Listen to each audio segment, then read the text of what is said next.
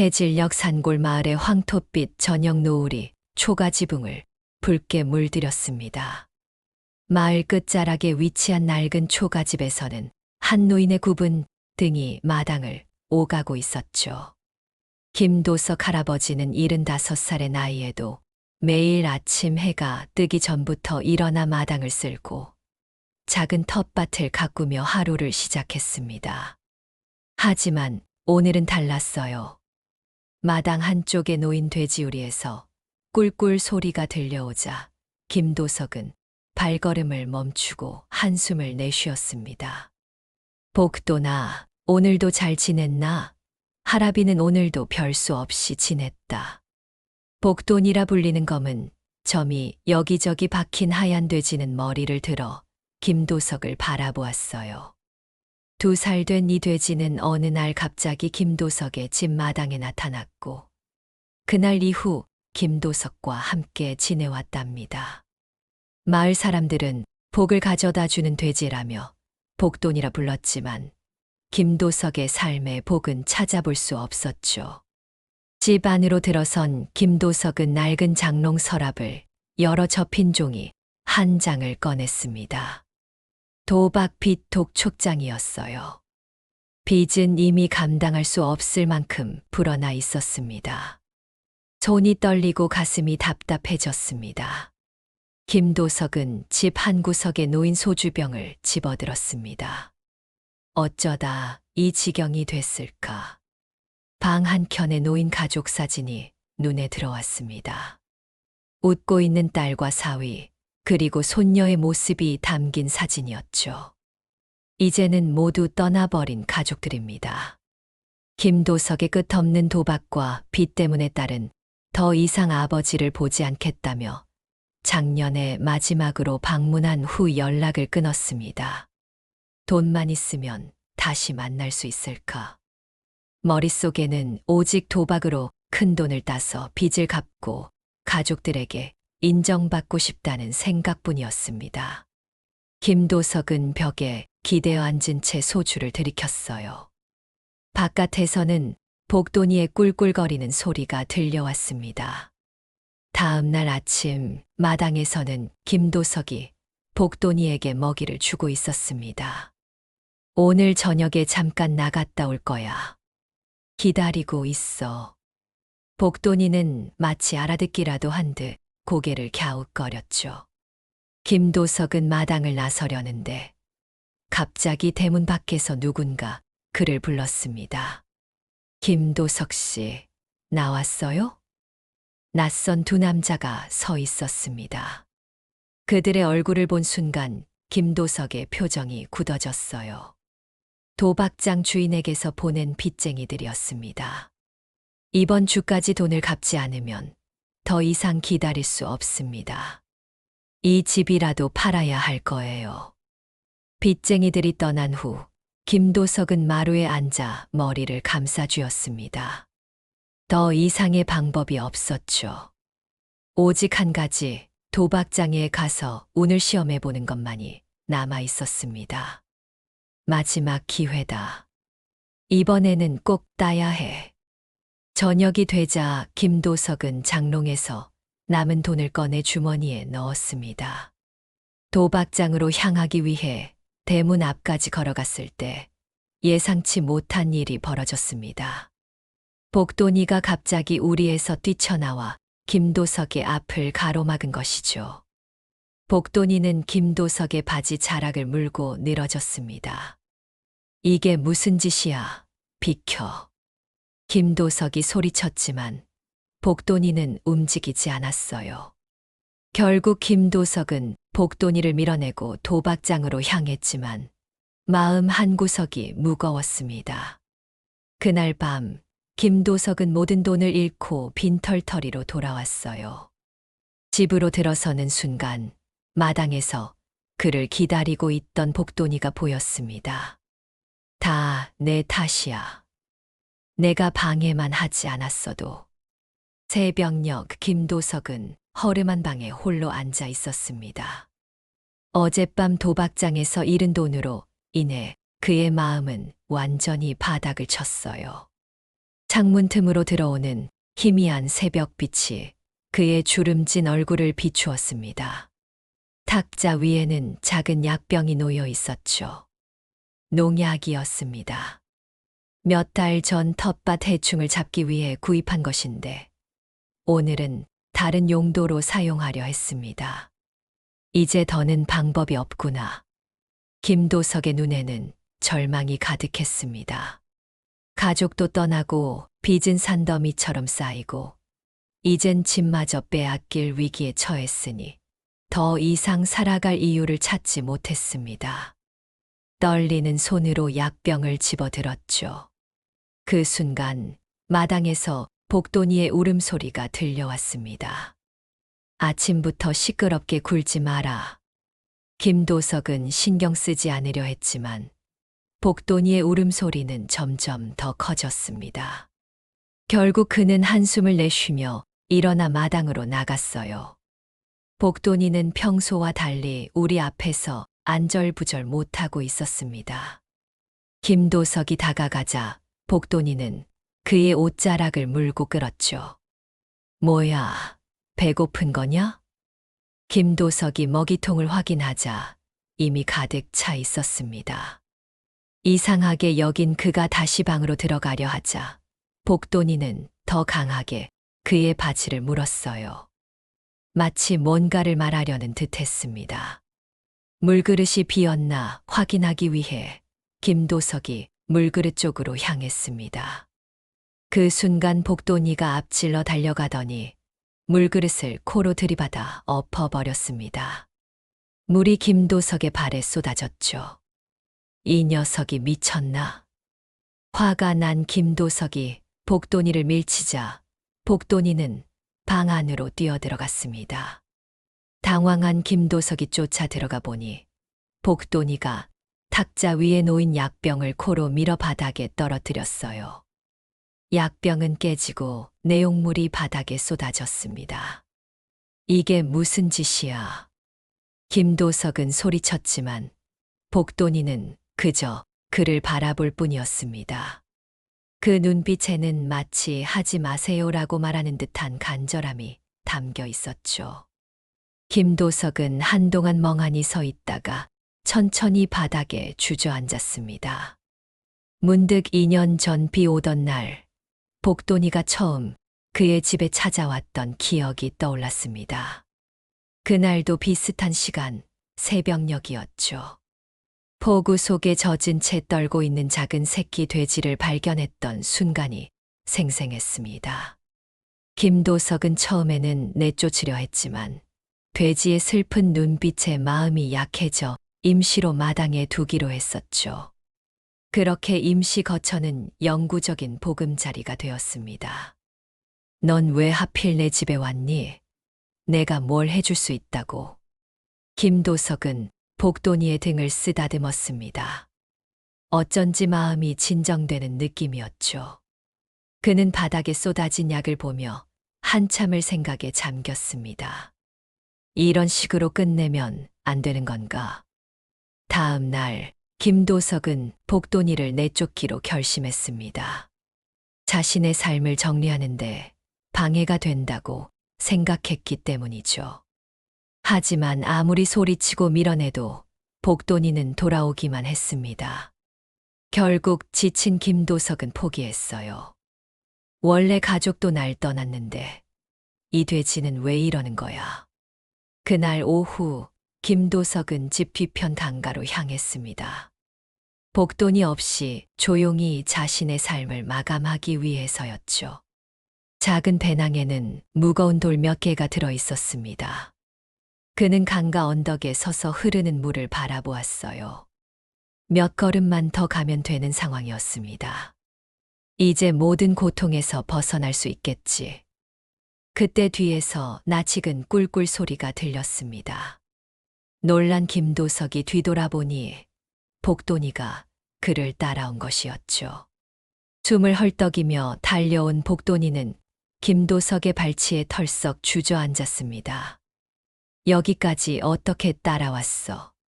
김도석이 한 걸음 더 강가로 다가서자 복돈이가 재빨리 그의 앞을 가로막고 길게 누웠습니다. 마치 더 이상 가지 마세요라고 말하는 듯 했어요. 김도석은 멈칫했습니다. 하늘에서는 빗방울이 떨어지기 시작했고 점점 굵어지는 빗줄기가 그들의 몸을 적셨습니다. 비켜. 내가 이해할 수 있는 게 아니야. 하지만 복돈이는 움직이지 않았어요. 김도석이 아무리 밀어내려 해도 완강하게 그 자리를 지켰습니다. 결국 빗속에 서서 둘은 서로를 바라보았죠. 점점 더 세차게 내리는 비 속에서 김도석의 눈에서도 빗물과 함께 눈물이 흘러내렸습니다. 널 위해서 사는 것도 의미가 있을까? 그는 천천히 무릎을 꿇고 복돈이를 안았습니다. 그제서야 복돈이는 편안한 듯 그의 품에 기대었죠. 두 존재는 빗속에서 오랫동안 그렇게 머물러 있었습니다. 강가에서의 일이 있은 후 김도석의 일상은 미묘하게 달라졌습니다. 아침마다 복돈이에게 먹이를 주는 시간이 조금 더 길어졌고 가끔은 복돈이의 등을 쓰다듬으며 혼잣말을 하기도 했죠. 마치 오래된 친구에게 하듯이 말입니다. 하지만 그의 근심은 여전히 깊었습니다. 빚쟁이들이 언제 다시 찾아올지 모른다는 불안감이 그를 짓누르고 있었어요. 복돈아, 우리 앞으로 어떻게 살아가야 할까? 복돈이는 마치 알아듣기라도 한 듯 김도석의 손을 코로 비비며 다가왔습니다. 갑자기 대문 밖에서 시끄러운 소리가 들렸어요. 김도석의 심장이 빠르게 뛰기 시작했습니다. 문을 열자 예상대로 빚쟁이들이 서 있었습니다. 이번에는 3명이었고 그들의 표정은 이전보다 더 험악했습니다. 김도석 씨, 시간이 다 됐습니다. 돈을 가져오셨나요? 김도석은 고개를 숙인 채 대답했어요.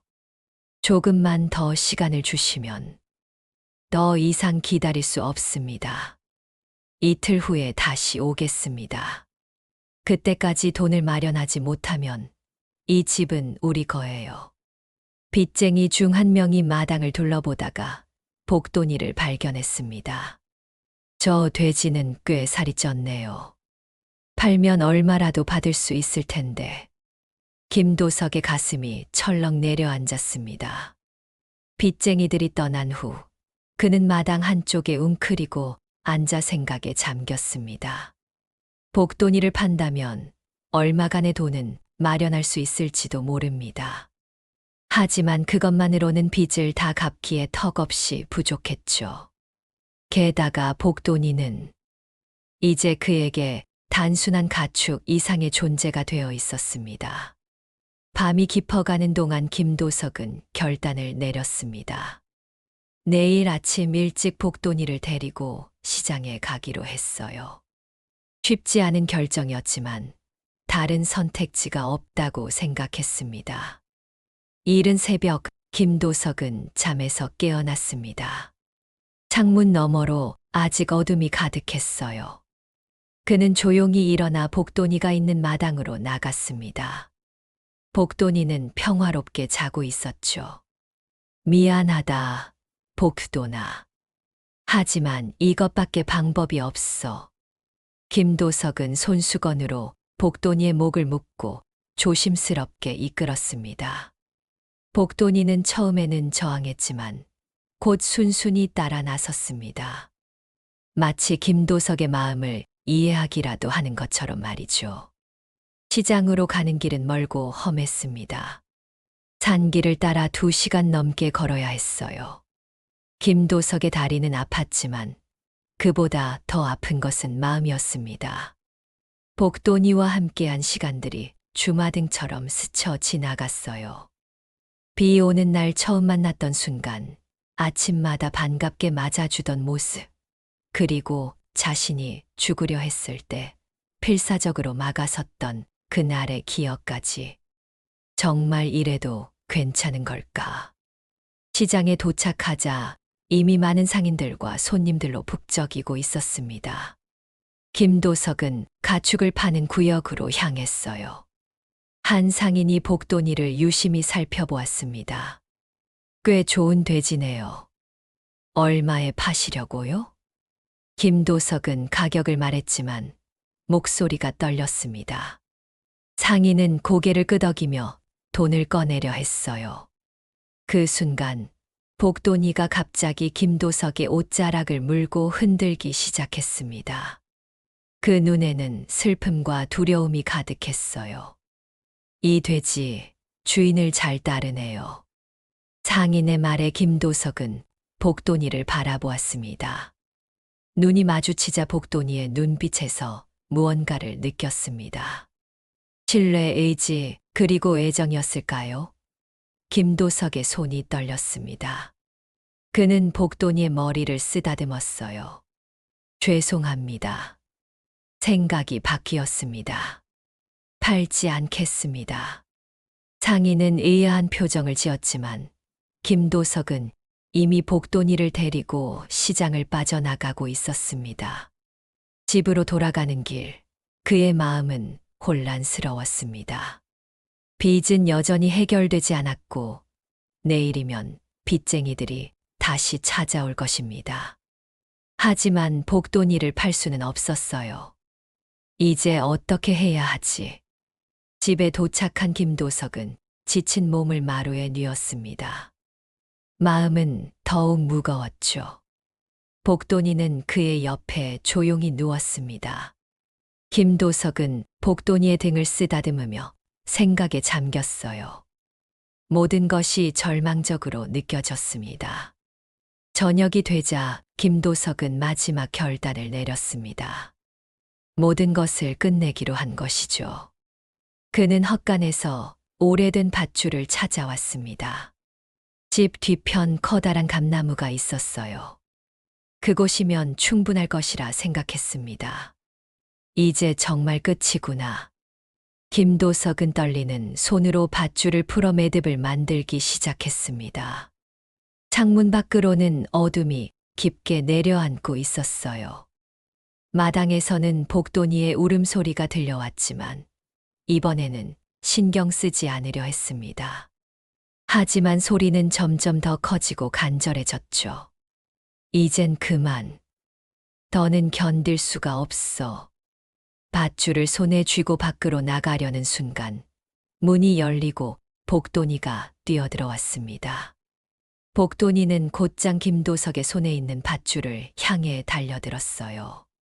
강한 힘으로 밧줄을 물고 늘어지며 김도석의 손에서 빼앗아갔습니다. 이 녀석이. 김도석이 따라가려 했지만 복돈이는 이미 밧줄을 물고 어딘가로 사라졌어요. 한참을 찾았지만 찾을 수 없었습니다. 결국 지친 김도석은 방으로 돌아왔습니다. 그때 복돈이가 조용히 들어와 그의 발치에 누웠어요. 내가 정말 날 살고 싶게 하는구나. 다음 날 아침 김도석은 무거운 눈꺼풀을 들어 올렸습니다. 창문으로 들어오는 햇살이 방 안을 밝게 비추고 있었죠. 문득 자신이 아직 살아있다는 사실이 생경하게 느껴졌습니다. 어젯밤 복돈이가 밧줄을 물고 달아난 후 그는 그저 지쳐 잠들었을 뿐이었어요. 몸을 일으키자 발치에 웅크리고 자던 복돈이가 눈을 떴습니다. 밤새 여기 있었던 거냐? 복돈이는 꿀꿀 소리를 내며 김도석의 손을 코로 비볐습니다. 따뜻한 온기가 전해져 왔죠. 김도석은 무심코 복돈이의 등을 쓰다듬었습니다. 마음 한구석이 이상하게 편안해졌어요. 오늘 그 사람들이 올 텐데 우리 어떻게 해야 할까? 김도석은 천천히 일어나 마당으로 나갔습니다. 새벽 이슬이 마당에 풀잎에 반짝이고 있었죠. 문득 오래전 아내와 함께 이 마당에 꽃을 심었던 기억이 떠올랐습니다. 그때는 모든 것이 다르게 느껴졌죠. 희망이 있었고 미래가 있었습니다. 내가 언제부터 이렇게 변했을까? 김도석은 마당 한 구석에 있는 작은 창고를 열었습니다. 먼지 쌓인 상자들 사이에서 오래된 사진첩을 꺼냈어요. 첫 페이지를 펼치자 젊은 시절의 자신과 아내, 그리고 어린 딸의 모습이 담긴 사진이 있었습니다. 모두가 행복하게 웃고 있었죠. 행복했었는데 페이지를 넘길수록 가족의 성장 과정이 담겨 있었습니다. 딸의 초등학교 입학식, 중학교 졸업식, 그리고 결혼식까지. 마지막 페이지에는 손녀가 태어난 날의 사진이 있었어요. 그때까지만 해도 김도석은 가족들과 함께였습니다. 하지만 그 후로 도박에 빠져들면서 모든 것이 변해버렸죠. 내가 다 망쳐버렸구나. 김도석의 눈에서 눈물이 흘러내렸습니다. 그때 복돈이가 다가와 그의 무릎에 머리를 기대었습니다. 마치 괜찮아요라고 말하는 것 같았죠. 김도석은 복돈이의 머리를 쓰다듬으며 생각에 잠겼습니다. 오후가 되자 예상대로 빚쟁이들이 찾아왔습니다. 그들의 표정은 냉혹했죠. 시간이 다 됐습니다. 김도석 씨. 돈은 마련하셨나요? 김도석은 고개를 숙인 채 대답했습니다. 아직 모으지 못했습니다. 빚쟁이 중 한 명이 한숨을 내쉬었어요. 그럼 약속대로 이 집은 이제 우리 것입니다. 일주일 안에 나가셔야 합니다. 일주일만 더 기다려 주실 수 없을까요? 더 이상은 안 됩니다. 이미 충분히 기다렸어요. 빚쟁이들이 떠난 후 김도석은 마당에 털썩 주저앉았습니다. 이제 정말 모든 것을 잃게 된 것이었어요. 집마저 빼앗기면 갈 곳이 없었습니다. 복돈이도 데리고 갈 수 없을 테고. 이제 어떻게 해야 하지? 해가 저물고 밤이 깊어갔습니다. 김도석은 방 안에서 불을 끄지 않은 채 앉아 있었어요. 마음은 공허했지만 이상하게도 어젯밤처럼 극단적인 생각은 들지 않았습니다.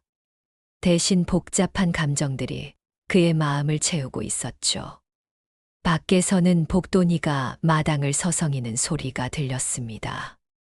김도석은 문을 열고 복돈이를 불렀어요. 복돈아, 들어와. 복돈이가 방 안으로 들어와 김도석의 옆에 누웠습니다. 김도석은 복돈이의 등을 쓰다듬으며 말했어요. 내가 아니었으면 난 이미 이 세상 사람이 아니었을 거야. 고맙다. 이것은 김도석이 처음으로 복돈이에게 진심 어린 감정을 표현한 순간이었습니다. 복돈이는 마치 알아듣기라도 한 듯 김도석의 손을 핥았어요. 그 순간 김도석의 마음에 작은 따스함이 퍼져나갔습니다. 우리 함께 어디든 갈 수 있을까? 김도석은 문득 마을 건너편에 있는 작은 산자락을 떠올렸습니다. 그곳에는 오래전에 버려진 오두막이 있었어요. 어쩌면 그곳에서 새롭게 시작할 수 있을지도 모른다는 생각이 들었습니다. 내일 한번 가보자. 어쩌면 그날 밤 김도석은 오랜만에 편안한 잠을 잤습니다. 꿈속에서 그는 젊은 시절의 자신과 가족들이 함께 마당에서 웃고 있는 모습을 보았어요. 그리고 그 옆에는 복돈이도 있었습니다. 모두가 행복해 보였죠. 다음 날 아침 김도석은 일찍 일어나 간단한 짐을 챙겼습니다. 오두막으로 가기 전에 마을 어귀에 있는 작은 시장에 들러보기로 했어요. 혹시라도 일자리를 구할 수 있을지 모른다는 생각에서였습니다. 시장은 이른 아침부터 활기찼습니다.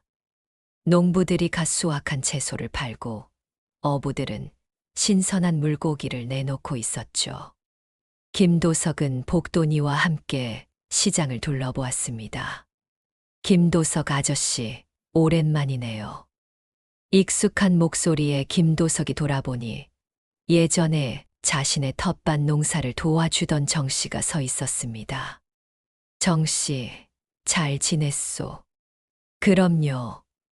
아저씨는 어떻게 지내셨어요? 오, 이 돼지는 뭐예요? 이건 복돈이라고, 내 친구지. 정 씨는 놀란 표정으로 복돈이를 바라보았습니다. 굉장히 영리해 보이네요. 요즘 마을에서 돼지 경주 대회를 준비한다는 소식 들으셨어요? 상금도 꽤 된다던데. 김도석의 귀가 쫑긋 섰습니다.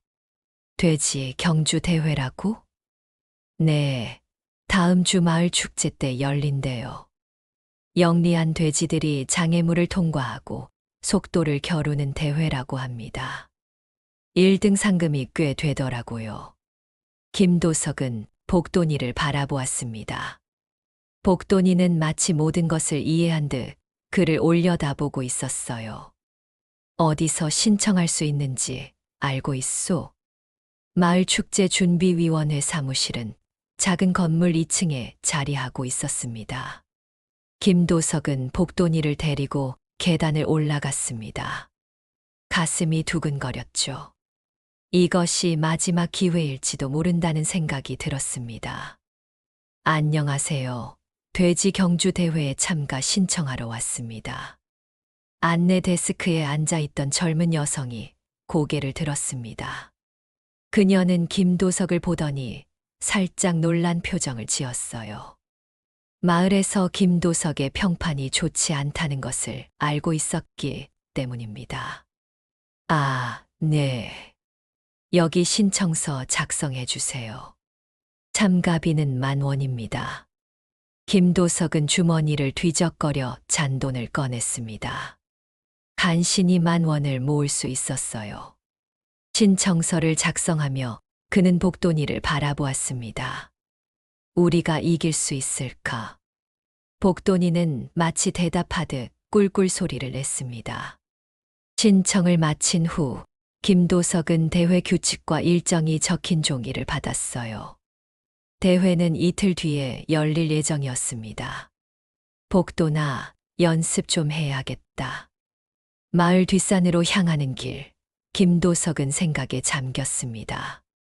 상금이 50만 원이라고 했으니 이것으로 빚의 일부라도 갚을 수 있을지 모릅니다. 그리고 시간을 벌 수 있을 테고요.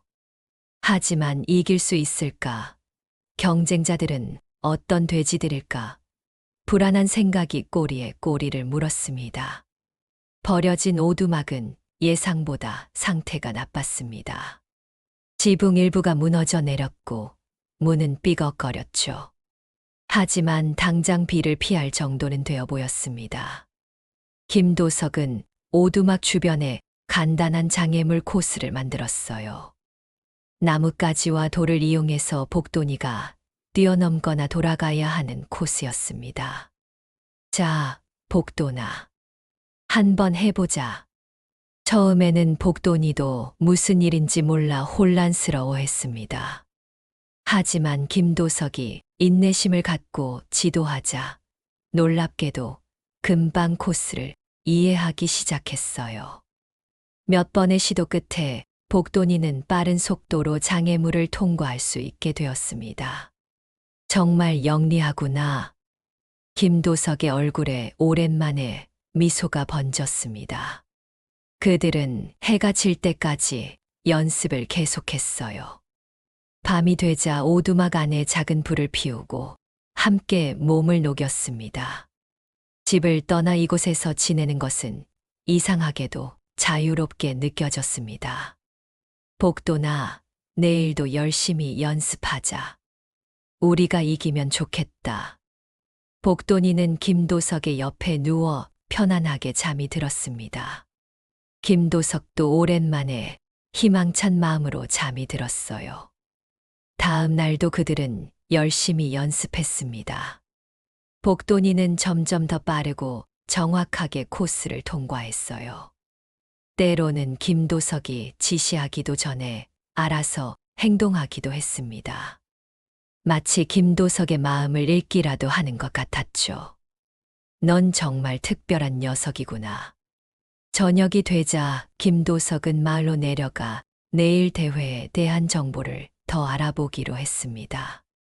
마을 광장에는 이미 축제 준비가 한창이었어요. 사람들이 부스를 설치하고 장식을 매달고 있었습니다. 한쪽에는 돼지 경주 대회를 위한 특별 코스가 만들어지고 있었죠. 와, 생각보다 큰 규모네. 김도석이 코스를 살펴보고 있을 때 누군가 그의 어깨를 두드렸습니다. 뒤돌아보니 마을 이장이 서 있었어요. 김도석 씨, 오랜만입니다. 대회에 참가한다고 들었습니다만. 네, 그렇습니다. 이장은 의심스러운 눈빛으로 김도석을 바라보았습니다. 정말 진지하게 참가하는 건가요? 혹시 다른 의도가? 그냥 정정당당하게 경쟁하고 싶을 뿐입니다. 이장은 한숨을 내쉬었어요. 알겠습니다. 하지만 문제를 일으키지 마세요. 이 축제는 마을 주민 모두에게 중요한 행사니까요. 김도석은 고개를 끄덕였습니다. 과거에 자신이 마을에 많은 문제를 일으켰다는 것을 알고 있었어요. 도박으로 인해 이웃들에게 빚을 지기도 했고 술에 취해 소란을 피우기도 했습니다. 그래서 사람들이 그를 믿지 않는 것도 이해할 수 있었죠. 오두막으로 돌아가는 길, 김도석은 결심했습니다. 이번 대회는 단순히 상금을 위한 것이 아니라 자신을 변화시키는 시작점이 될 것이라고요. 그리고 복돈이와 함께라면 그것이 가능할 것 같았습니다. 대회 당일 아침, 마을은 축제의 열기로 가득했습니다. 다양한 음식 부스와 개인 부스가 설치되었고 많은 사람들이 모여들었어요. 돼지 경주 대회는 축제의 하이라이트로 정오에 시작될 예정이었습니다. 김도석은 긴장된 마음으로 복돈이와 함께 대회장에 도착했습니다. 참가자 등록을 마치고 대기 구역으로 이동했어요. 그곳에는 이미 다른 참가자들이 돼지들과 함께 기다리고 있었습니다. 저기 봐, 그 노인네가 여기 왔네. 도박꾼 김도석 아니야? 여기서 뭐 하는 거지? 주위에서 수군거리는 소리가 들렸지만 김도석은 신경 쓰지 않으려 했습니다. 대신 복돈이에게 집중했어요. 복돈아, 우리 최선을 다하자. 결과보다는 과정이 중요한 거야. 복돈이는 마치 이해한 듯 김도석의 손을 핥았습니다. 그 순간 방송이 들렸어요. 돼지 경주 대회가 곧 시작됩니다. 참가자 여러분은 출발선으로 모여주시기 바랍니다. 심장이 빠르게 뛰기 시작했습니다. 김도석은 복돈이를 데리고 출발선으로 향했어요. 총 10명의 참가자가 있었고 각자의 돼지들도 제각각 다양했습니다. 어떤 돼지는 복돈이보다 훨씬 크고 강해 보였고 어떤 돼지는 작고 날렵해 보였죠. 이제 곧 시작합니다. 3, 2, 1점. 휘슬 소리와 함께 대회가 시작되었습니다. 모든 돼지들이 일제히 코스로 뛰어들었어요. 복돈이도 빠르게 출발했습니다. 첫 번째 장애물은 집더미 언덕이었어요. 복돈이는 능숙하게 언덕을 올라 내려왔습니다. 잘했어, 복돈아, 계속해. 다음 장애물은 물웅덩이였습니다. 몇몇 돼지들은 물을 보고 망설였지만 복돈이는 주저없이 뛰어들었어요. 김도석은 코스 옆에서 뛰며 복돈이를 응원했습니다. 관중들도 점점 흥분하기 시작했죠. 저 돼지 진짜 대단한데. 누구 거지? 김도석 씨 돼지래. 복돈이는 놀라운 속도로 장애물을 통과해 나갔습니다. 마지막 관문인 좁은 터널을 빠져나오며 선두로 치고 올라섰죠. 관중들의 함성이 터져 나왔습니다. 김도석의 가슴은 터질 듯이 뛰었습니다. 결승선까지 얼마 남지 않았어요. 복도나 조금만 더. 복도니가 마지막 힘을 내어 달렸습니다. 뒤에서는 다른 돼지가 빠르게 추격해 오고 있었어요. 하지만 복도니는 결국 그 돼지를 따돌리고 결승선을 가장 먼저 통과했습니다. 김도석은 믿을 수 없다는 듯이 그 자리에 서 있었어요. 복도니가 우승한 것입니다. 우승자는 김도석 씨의 복도니입니다. 사회자의 목소리가 스피커를 통해 울려 퍼졌습니다. 환호성과 박수 소리가 마을 광장을 가득 채웠어요. 김도석은 아직도 현실감이 없었습니다. 그는 황급히 결승선으로 달려가 복도니를 끌어안았습니다. 복도나, 내가 해냈어. 정말 대단해. 시상식이 곧바로 진행되었습니다. 마을 이장이 직접 상패와 상금 봉투를 전달했어요. 김도석은 떨리는 손으로 그것을 받았습니다. 50만 원. 빚의 전부를 갚기에는 부족했지만 시간을 벌 수는 있을 것입니다. 축하드립니다, 김도석 씨. 복도니는 정말 특별한 돼지군요. 이장의 말에 김도석은 겸손하게 고개를 숙였습니다. 감사합니다. 복도니가 모든 것을 해냈습니다. 시상식이 끝나고 사람들이 하나둘 김도석에게 다가와 축하 인사를 건넸습니다. 오랫동안 마을에서 외면받았던 그였기에 이런 관심이 낯설게 느껴졌어요. 하지만 그 속에서 따뜻함을 느낄 수 있었습니다. 김도석 아저씨, 그 돼지 정말 똑똑하네요. 어떻게 훈련시켰어요? 비결이 있나요? 다음 축제에도 또 참가해 주세요. 김도석은 미소 지으며 대답했습니다. 복도니는 특별해요. 그냥 서로를 이해하게 된 거죠. 축제는 저녁까지 계속되었습니다. 김도석과 복도니는 축제의 인기 스타가 되었어요. 어린아이들이 복도니를 쓰다듬기 위해 모여들었고, 복도니는 그 관심을 즐기는 듯 했습니다. 김도석은 오랜만에 사람들과 어울리며 웃고 있는 자신을 발견했어요. 해가 저물기 시작했을 때 김도석은 마을 광장 한쪽 벤치에 앉아 쉬고 있었습니다. 복도니는 그의 발치에 누워 있었어요.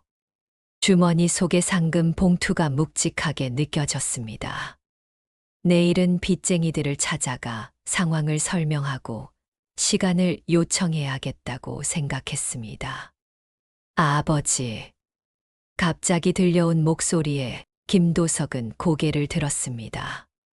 그의 앞에는 딸 미영이 서 있었어요.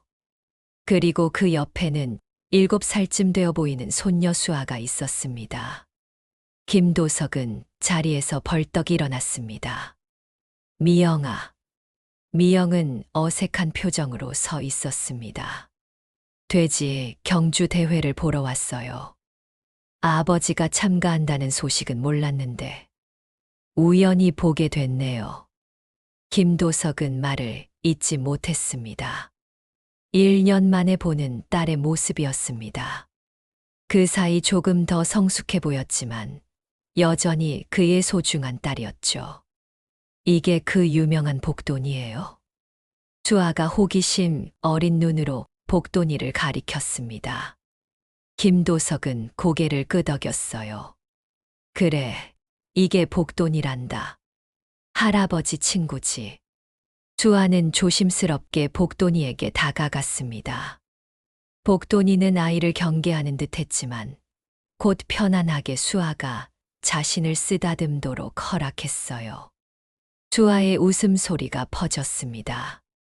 엄마, 복도니 정말 귀여워요. 미영은 딸을 바라보며 미소 지었습니다. 그리고 다시 김도석을 향해 말했어요. 아버지, 잘 지내셨어요? 김도석은 숨을 깊게 들이마셨습니다. 그냥 그렇게 살고 있다. 너희는 잘 지내니? 네, 다들 건강해요. 사위도 일 잘하고 있고. 어색한 침묵이 흘렀습니다. 할 말은 많았지만 어디서부터 시작해야 할지 모르는 듯 했어요. 그때 수아가 갑자기 물었습니다. 할아버지, 우리 집에 놀러 오실래요? 복돈이도요. 미영이 당황한 듯 수아를 바라보았습니다. 하지만 수아는 순진한 눈으로 할아버지를 바라보고 있었어요. 김도석은 잠시 망설였습니다. 그러다 천천히 고개를 저었습니다. 지금은, 아직은 안 될 것 같구나. 할아버지가 해결해야 할 일이 있어. 수아는 실망한 표정을 지었지만 곧 다시 밝아졌습니다. 그럼 다음에요. 약속하실래요? 김도석은 손녀를 바라보았습니다. 그리고 미영의 눈빛도 살폈어요. 미영은 복잡한 감정이 담긴 눈으로 그를 바라보고 있었습니다. 완전히 용서한 것은 아니지만 어쩌면 작은 가능성이 있을지도 모른다는 희망이 보였어요. 약속할게. 조금만 기다려 주렴. 미영은 한숨을 내쉬었습니다. 너무 늦지 않게요, 아버지. 저희 가봐야 할 것 같아요. 수아, 인사드려. 수아는 예의 바르게 절을 했습니다. 할아버지, 안녕히 계세요. 복돈이도 안녕. 그들이 떠난 후 김도석은 다시 벤치에 앉았습니다. 가슴 속에 이상한 감정이 일렁였어요. 슬픔과 후회, 그리고 작은 희망이 뒤섞인 감정이었습니다. 복돈이가 그의 무릎에 머리를 기대왔어요. 복돈아, 내가 아니었으면 이런 날도 오지 않았을 거야. 밤이 깊어가는 동안 김도석은 오두막으로 돌아가는 길에 많은 생각을 했습니다. 이제 어떻게 해야 할까? 빚은 여전히 남아있고 집은 곧 빼앗길 것입니다. 하지만 오늘딸과 손녀를 만난 것은 그에게 새로운 의미를 주었어요. 오두막에 도착한 김도석은 작은 불을 피웠습니다. 복돈이는 그의 옆에 편안하게 누웠어요. 김도석은 상금 봉투를 꺼내 들었습니다. 내일 빚쟁이들에게 가서 이것으로 시간을 좀 벌어야겠다. 그리고 새로운 시작을 해보는 거야. 복돈이는 꿀꿀 소리를 내며 김도석의 손을 핥았습니다. 김도석은 미소를 지었어요. 어둠 속에서도 희망의 빛이 보이는 듯 했습니다. 그는 복돈이의 등을 쓰다듬으며 내일을 위한 계획을 세웠습니다. 이제는 포기하지 않을 것입니다. 다음 날 아침 김도석은 일찍 일어나 빚쟁이들을 만나러 갔습니다. 복돈이는 오두막에 남겨두고 혼자 움직이는 것이 나을 것이라 판단했어요. 마을을 지나는 동안 사람들이 그를 알아보고 인사를 건넸습니다. 어제의 우승 소식이 이미 마을 전체에 퍼진 모양이었죠. 김도석 씨 축하드려요. 복돈이 정말 대단하더라고요. 다음 대회는 언제 열리나요? 또 볼 수 있겠죠. 김도석은 쑥스러운 미소를 지으며 고개를 끄덕였습니다. 이런 친절한 반응이 낯설었지만 나쁘지 않았어요. 그는 발걸음을 재촉했습니다. 빚쟁이들은 마을 외곽의 작은 사무실에서 그를 기다리고 있었습니다. 김도석 씨, 정확히 약속 시간에 오셨네요. 빚쟁이의 대표격인 박 씨가 냉소적인 미소를 지으며 말했습니다. 김도석은 깊게 숨을 들이마신 후 상금 봉투를 내밀었어요. 전부는 아니지만 일단 이 정도라도 갚으려고요. 그리고 시간을 좀 더 주시면 나머지도 갚겠습니다. 박 씨는 의아한 표정으로 봉투를 받아들었습니다. 그는 돈을 꺼내 확인하더니 놀란 표정을 지었어요. 어디서 이런 돈을? 어제 마을 축제에서 돼지 경주대회에 우승했습니다. 박 씨의 눈이 커졌습니다. 아, 그 소문난 돼지가 당신 거였군요. 김도석은 고개를 끄덕였습니다. 앞으로 도박은 하지 않을 겁니다. 정직하게 살면서 빚을 갚아 나가겠습니다. 조금만 더 시간을 주시면. 박 씨는 다른 빚쟁이들과 눈빛을 교환했습니다. 잠시 의논한 후 그가 말했어요. 한 달을 더 드리겠습니다. 그동안 나머지 돈의 절반이라도 마련해 오세요. 그리고 정말로 도박은 그만두셔야 합니다. 감사합니다. 꼭 약속을 지키겠습니다. 김도석은 깊이 고개를 숙였습니다. 마음속으로는 안도의 한숨을 내쉬었어요. 한 달. 그 시간 동안 무엇을 할 수 있을까? 집으로 돌아가는 길에 그는 깊은 생각에 잠겼습니다. 오두막에 도착하자 복돈이가 반갑게 맞아주었습니다. 김도석은 복돈이의 머리를 쓰다듬으며 미소 지었어요. 복돈아, 우리 한 달 더 시간을 벌었어. 이제 어떻게 할지 생각해보자. 그날 오후, 김도석은 오두막 주변을 정리하기 시작했습니다. 버려진 오두막이었지만 조금만 손을 보면 충분히 살만한 공간이 될 것 같았어요. 지붕에 구멍을 막고 바닥을 쓸고 벽에 틈새를 메웠습니다. 복돈이도 나름대로 도와주었죠. 나뭇가지를 물어다 주거나 김도석이 지시하는 곳에 서서 받침대 역할을 해주기도 했습니다.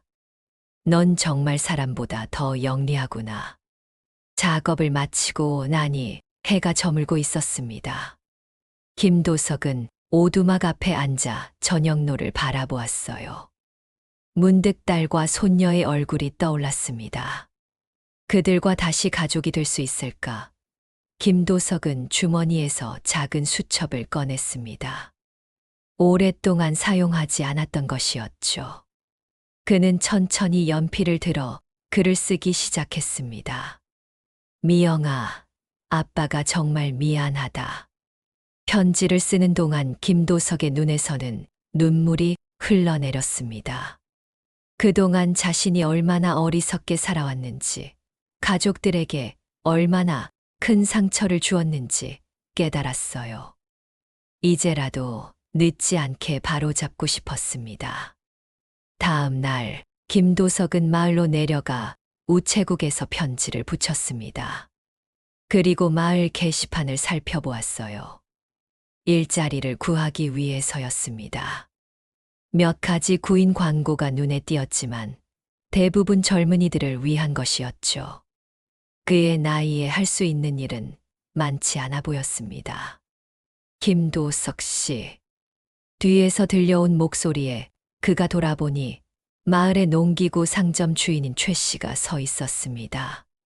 어제 경주 정말 대단했어요. 그 돼지는 어떻게 훈련시켰나요?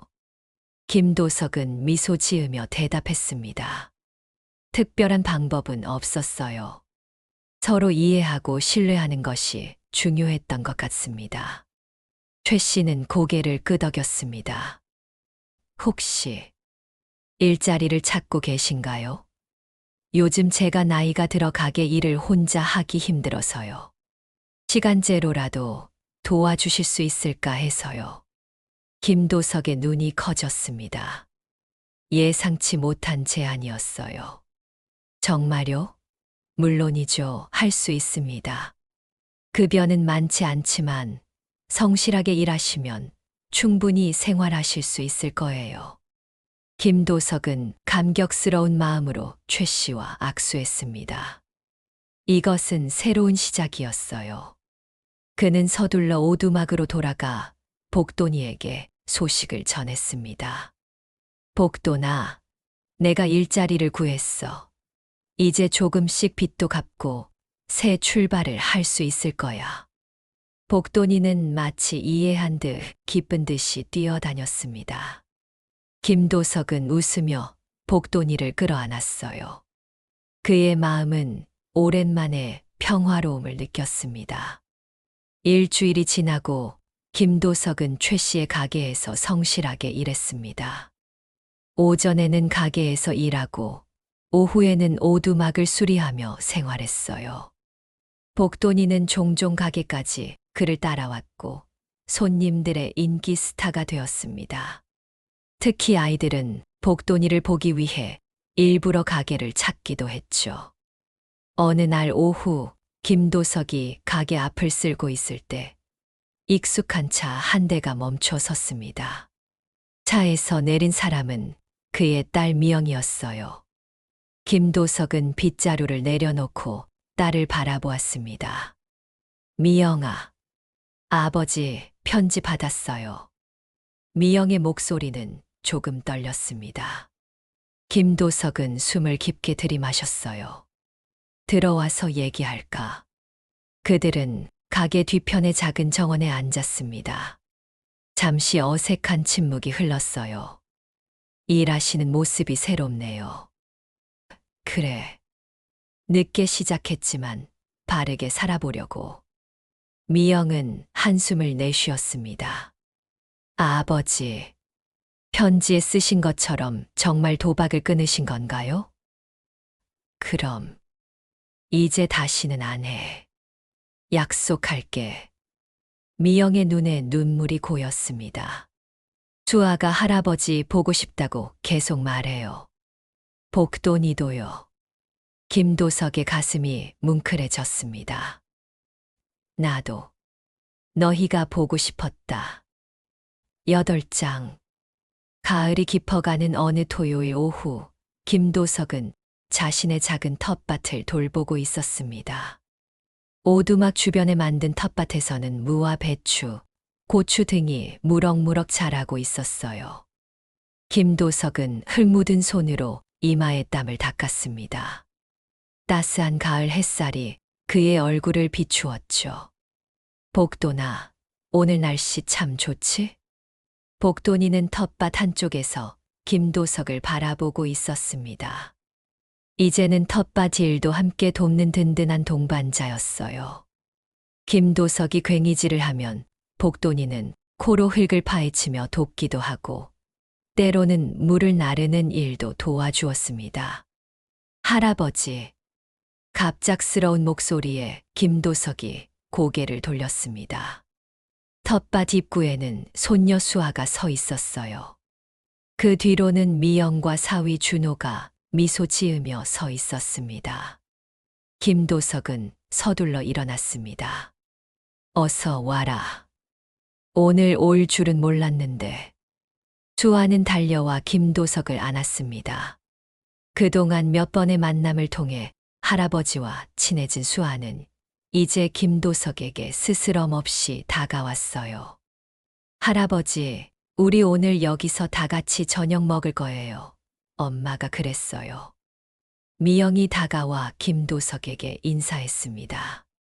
아버지, 오늘 준호도 함께 왔어요. 괜찮죠?